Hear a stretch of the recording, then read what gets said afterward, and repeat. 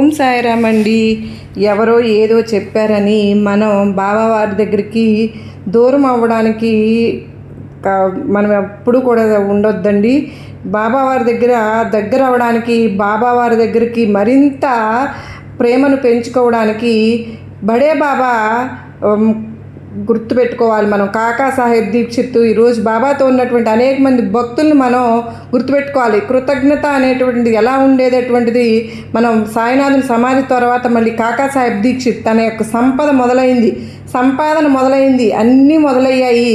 కానీ ఎప్పుడు కూడా బాబా సేవ గురించి మరవలేదండి. బాబా యొక్క సంస్థానం కోసం బాబా లీలను ప్రచారం చేయడానికి సాయి లీల మాసపత్రిక నడపడంలో కాకాసాహెబ్ దీక్షిత్ ఎప్పుడు తన బాధ్యత నుంచి వైదొలగలేదు. మరి తన చివరి శ్వాస వరకు కూడా సాయినాథున్నే గుర్తుపెట్టుకున్నారు. బాబా దగ్గరికి వచ్చిన తరువాత బాబా మనకు దేన్నైతే నిర్దేశిస్తారో ఆ పని ఆ రోజు భక్తులు కాకాసాహెబ్ దీక్షిత్ భావార్థ రామాయణము, ఏకనాథ భాగవతము లాంటి గ్రంథాలను పారాయణ చేయమన్నారు.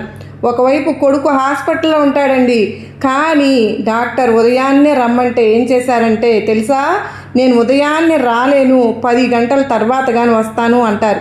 ఎందుకనంటే తన బాబా నిర్దేశించినటువంటి గురువు ఏకనాథ భాగవతాన్ని ఆ రోజు ఉదయం పఠించిన తర్వాతనే ఏ పనైనా చేస్తారు. అంత నియమ నిష్ట, ఎంత డబ్బు వచ్చినా మళ్ళీ ఎంత పలుకుబడి పెరిగినా కూడా వదలలేదు.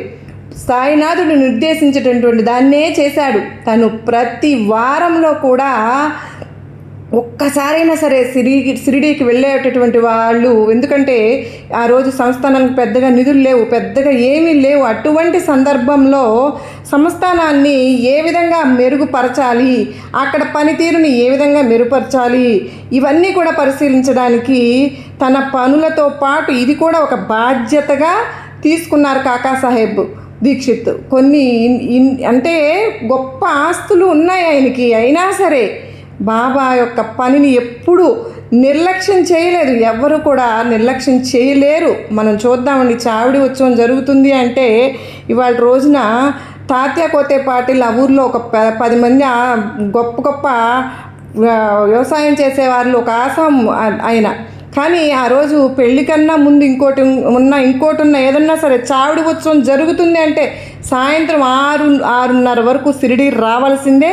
చావిడి ఉత్సవానికి బాబాను జరీ సాల్వా కప్పి బాబా చేతిని ఇస్తే మా మామ లేవాల్సిందే. ఎందుకంటే తాత్య పిలిస్తేనే చావిడి ఉత్సవానికి బాబా కదిలేవారు.